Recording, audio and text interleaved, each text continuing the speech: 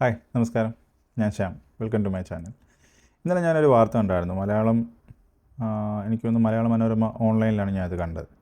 അപ്പോൾ അത് ഞാൻ കണ്ടപ്പോൾ എനിക്കത് നിങ്ങളുമായിട്ടൊക്കെ ഷെയർ ചെയ്യണമെന്ന് തോന്നി. അതുകൊണ്ട് ഞാൻ എടുക്കുന്ന വീഡിയോ.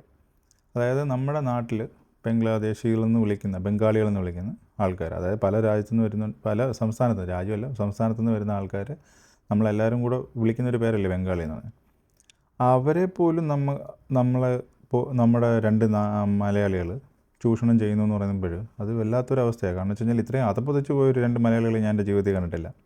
അതായത് ഇവരുടെ പരിപാടി എന്ന് വെച്ച് കഴിഞ്ഞാൽ ഇവർ വർക്കുണ്ടെന്ന് പറഞ്ഞിട്ട് ബംഗാളികളെ വിളിക്കുന്നു. ഏതെങ്കിലും ആളൊഴിഞ്ഞ പറമ്പ് കാണിച്ചിട്ട് അവിടെ വർക്ക് ചെയ്യാനായിട്ട് വിടുന്നു, അതായത് ജോലി ചെയ്യാനായിട്ട്. അതായത് മിക്കവാറും ഇതൊക്കെ ആയിരിക്കുമല്ലോ, എന്താ പറയുക, നമ്മുടെ എന്തെങ്കിലും കാട് വൃത്തിയാക്കുന്നു, അങ്ങനെ എന്തെങ്കിലുമൊക്കെ വർക്കാണല്ലോ സാധാരണ ഇവർ ചെയ്യുന്നത്.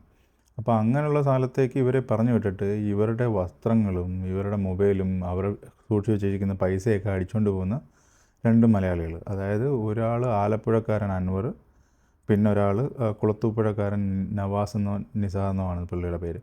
ഇവർ രണ്ടുപേരും കൂടെ ചേർന്നിട്ട് ഇതുപോലുള്ള ആൾക്കാരെ ചൂഷണം ചെയ്യുക. ഇതിപ്പോൾ ആദ്യത്തെ പ്രാവശ്യം അല്ലെന്നാണ്, എന്താ പറയുക, ഇതുപോലെ വേറെ നടന്നിട്ടുണ്ട്. ആദ്യത്തെ പ്രാവശ്യം അല്ലെന്നാണ് പോലീസിൻ്റെ നിഗമനം. അപ്പം അവർ കവർന്നെടുത്തേക്കുന്ന 11,000 രൂപയും 20,000 രൂപ വില വരുന്ന ഒരു മൊബൈലുമാണ് അവർ എടുത്തേക്കുന്നതെന്നാണ് പറഞ്ഞേക്കുന്നത്.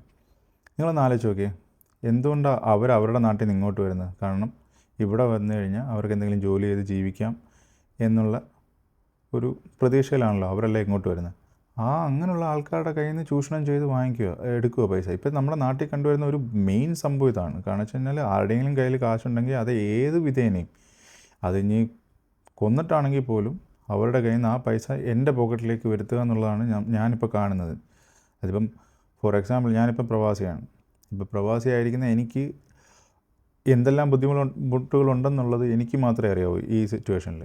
കാരണം എനിക്ക് കുഞ്ഞുങ്ങളുണ്ട്, ഇവിടുത്തെ റെൻ്റെല്ലാം കൂടുന്നുണ്ട്, അവർക്ക് ഭക്ഷണം കഴിക്കണം, എൻ്റെ ഭാര്യയ്ക്ക് ഭക്ഷണം കഴിക്കണം, ഞാൻ ഇവിടുത്തെ റെൻറ്റ് കൊടുക്കണം. റെൻ്റെന്ന് പറഞ്ഞാൽ ഞാൻ എൻ്റെ ഉണ്ടാക്കുന്ന ശമ്പളത്തിൻ്റെ പകുതിയും റെൻ്റ് ആയിട്ടാണ് ഇവിടെ പോകുന്നത്. റെൻറ്റും ഫുഡും കഴിഞ്ഞ് കഴിഞ്ഞാൽ പിന്നെ നമ്മുടെ കയ്യിൽ 5 പൈസ ഉണ്ടാവില്ല. പക്ഷേ നമ്മുടെ നാട്ടിൽ നിന്ന് ഒരുപാട് പേര് നമ്മളെ വിളിച്ചിട്ട് ചോദിക്കുന്ന ഒരു കാര്യമാണ്, ചാമ എന്തെങ്കിലും ഉണ്ടെങ്കിൽ അയച്ചു തരണേ.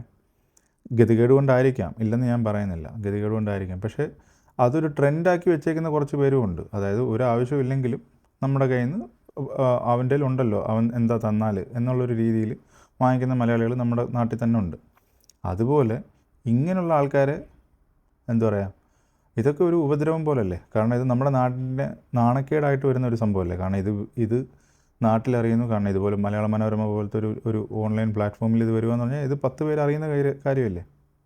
10 പേര് അറിഞ്ഞ് അത് നാട്ടിൽ മലയാളികൾ എന്ന് പറഞ്ഞാൽ ഭയങ്കര വിദ്യാഭ്യാസവും നല്ല ഇതൊക്കെയുള്ള ആൾക്കാരാണെന്ന് പറഞ്ഞിട്ട് അൺഫോർച്ചുനേറ്റ്ലി ഇങ്ങനെയുള്ള കുറച്ച് പേര് നമ്മുടെ ഇടയിലുണ്ട് എന്നുള്ളതിന് ഒരു ഉദാഹരണമാണിത്. എന്തായാലും കൊള്ളാം. അങ്ങനെയുള്ള ആൾക്കാരെ പോലീസ് പിടിച്ചിട്ടുണ്ട് ഓൾറെഡി. ആ പോലീസ് പിടിച്ചിട്ട് ഇനി ഇത് ആദ്യമായിട്ടല്ലെന്നാണ് പോലീസ് പറയുന്നത്. ഇനി എത്ര പ്രാവശ്യം ഇങ്ങനെ ചെയ്തിട്ടുണ്ടെന്ന് അറിയത്തില്ല, ആരെയൊക്കെ ഇങ്ങനെ പറ്റിച്ചിട്ടുണ്ടെന്ന് അറിയത്തില്ല. കാരണം ചൂഷണം ചെയ്യുന്നതാണല്ലോ ഇതെല്ലാം. അതുകൊണ്ട് നമുക്ക് നോക്കാം എന്തൊക്കെയാണ് സംഭവിക്കുന്നതെന്ന്. കാരണം വെച്ച് കഴിഞ്ഞാൽ ഇങ്ങനെയുള്ള പരിപാടികളൊന്നും കാണിക്കാതിരിക്കുന്നത്. കാരണം നമുക്ക് അധ്വാനിക്കാനുള്ള കഴിവുണ്ടെങ്കിൽ അധ്വാനിക്കുക. അത് തന്നെ അവർ ചെയ്യുന്ന പരിപാടി തന്നെ അവർ ചെയ്താൽ മതി. പക്ഷേ അത് കറക്റ്റായിട്ടുള്ള രീതിയിൽ ചെയ്താൽ മതി. കാരണം വെച്ച് കഴിഞ്ഞാൽ ഏതെങ്കിലും ഒരു സ്ഥലത്ത് കോൺട്രാക്റ്റ് വർക്ക് പിടിക്കുകയോ ചെയ്തതിന് ശേഷം ഇങ്ങനെയുള്ള ആൾക്കാരെ കൊണ്ട് വർക്ക് ചെയ്യിപ്പിച്ചിട്ട് അതിനകത്ത് നിന്നൊരു തുച്ഛമായിട്ടൊരു കമ്മീഷൻ എടുത്താൽ പോരെ. അതിന് പകരമായിട്ട് ഇവരുടെ കയ്യിൽ നിന്ന് അത് പക്ക മോഷണം തന്നെയല്ലേ? മോട്ടിച്ചുകൊണ്ട് പോകുകയെന്ന് പറഞ്ഞാൽ അത് മോശമല്ലേ? ഓക്കെ, അപ്പോൾ ശരി, എന്നാലും ബൈ. ഇത് ഞാൻ കേട്ടപ്പോൾ നിങ്ങളുടെ അടുത്ത് ഷെയർ ചെയ്യണമെന്ന് തോന്നി, അതുകൊണ്ട് ഞാൻ നിങ്ങളോട് പറഞ്ഞതാണ്. അപ്പോൾ എല്ലാവരും ഷെയർ ചെയ്യണം, ലൈക്ക് ചെയ്യണം, പിന്നെ ബെല്ലൈക്കൺ പറ്റിയാൽ അമർത്തി വെക്കണം. Thank you.